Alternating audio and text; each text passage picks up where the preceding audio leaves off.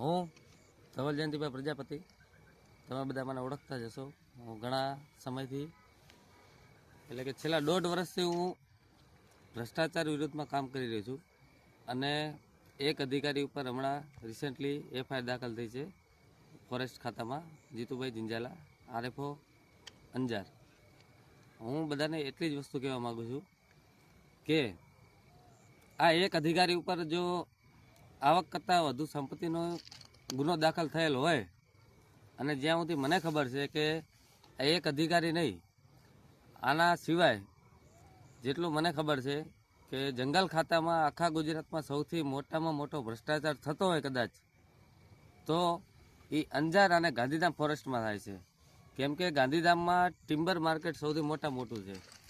અને ખાલી એવું નહીં કે ફોરેસ્ટ ખાતાવાળા જ ભ્રષ્ટાચાર કરે છે, જે તે અધિકારીઓ બધા આપનાર ને લેનાર બધા ભ્રષ્ટાચારી, એટલે ભ્રષ્ટાચારમાં બધાનું સંલગ્ન હોય તો જ ભ્રષ્ટાચાર થઈ શકે, બાકી કોઈ ભ્રષ્ટાચાર થઈ શકે એમ નથી. એમ તો મારી ખાલી એટલું જ કહેવું છે કે દરેક અધિકારીઓની ખાલી સંપત્તિની તપાસ કરવામાં આવે, જેમ કે ત્યાંના છેલ્લા 10, 15, 20 વર્ષના ફોરેસ્ટરો કે આરએફઓ, તો લગભગ મારા અંદાજા પ્રમાણે આખા ગુજરાતનું સૌથી મોટું ભ્રષ્ટાચારનું જે ચાલતું હોય તો એ આપણા ગાંધીધામમાં છે. ગાંધીધામ કચ્છ, હું ચોખવટથી કહું છું, કેમ કે મને ખ્યાલ છે, હું ત્યાંનો રહેવાસી છું ગાંધીધામનો, અને છેલ્લા 25-30 વર્ષથી હું ગાંધીધામમાં જ છું.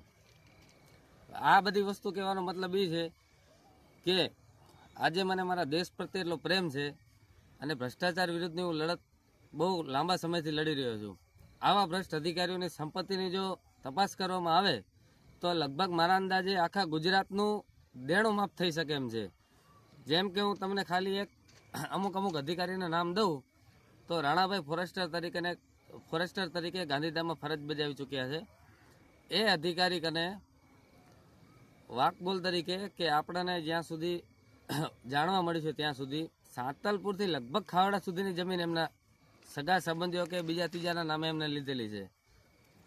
પછી વિજય સાહેબ મોદી છે, કુલદીપસિંહ વાઘેલા સાહેબ છે, પછી એવા તો જેટલા ફોરેસ્ટ અધિકારીઓ ગાંધીધામ કે અંજાર આરએફઓ તરીકે નોકરી બજાવી ચૂક્યા છે. દરેક અધિકારીઓ આ બધાએ ખાલી સંપત્તિની ખાલી જાંચ કરવામાં આવે ને, તો મારે બધાને એટલું જ કહેવાનું છે ખાલી કે આપણા આખા ગુજરાત ઉપર લગભગ જે લેણું છે ને લગભગ પતી જાય એમ છે. આવા અધિકારીઓ જો આવી રીતના ભ્રષ્ટાચાર કરતા હોય તો હું સામાન્ય નાગરિક તરીકે એટલું જ કહેવા માગું છું કે આની 100% જાંચ થવી જોઈએ. અને એસીબીનું એક કાર્ય, જે મેં મારી લડત જ્યાંથી શરૂઆત કરી હતી કે જીતુભાઈને ભ્રષ્ટાચાર કરેલો હતો, હું એમાં સાક્ષી તરીકે હતો, બરાબર.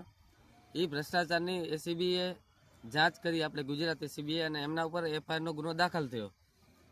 એ વસ્તુથી મને અત્યારે એટલો વિશ્વાસ આવ્યો છે થોડોક કે આવનારા સમયમાં આ જેટલા પણ અધિકારીઓ છે જે જંગલ ખાતામાં ભ્રષ્ટાચાર કરે છે મોટા, એ બધા ઉપર કદાચ જે તે આપણી જાંચ એજન્સીઓ છે ભારતની, એ પછી એસીબી હોય કે જે પણ જાંચ એજન્સી હોય, એમ બધી તપાસ કરે તો આમાં બહુ મોટા પાયે બેનામી સંપત્તિઓ અને ભ્રષ્ટાચારનું જેટલું પણ છે બધું મળી શકે એમ છે.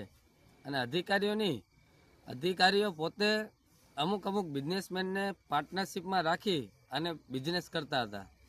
મને પણ નોલેજમાં છે, મેં સબૂત પણ આપેલા છે જે તે વ્યક્તિઓને, અધિકારીઓને, કે સાહેબ આ વ્યક્તિ આ રીતનો ભ્રષ્ટાચાર કરે છે અને આ એમાં સંલગ્ન છે. એટલે ખાલી ફોરેસ્ટ ખાતાના અધિકારીઓ જ નહીં, પણ અમુક બિઝનેસમેન પણ છે કે એમની પણ કદાચ ઝીણવટપૂર્વક તપાસ કરવામાં આવે ને તો બહુ મોટા કૌભાંડ બહાર પડી શકે એમ છે. બસ હું આટલું જ કહેવા માગું છું. મને ખબર છે કે આ વિડીયો મારો અપલોડ થયા પછી હું અત્યારે લગભગ બધા અધિકારીઓના વિરોધમાં, કે જેટલા પણ ભ્રષ્ટાચારી લોકો છે આપણા દેશમાં, બધાના વિરોધમાં હું જઈ રહ્યો છું.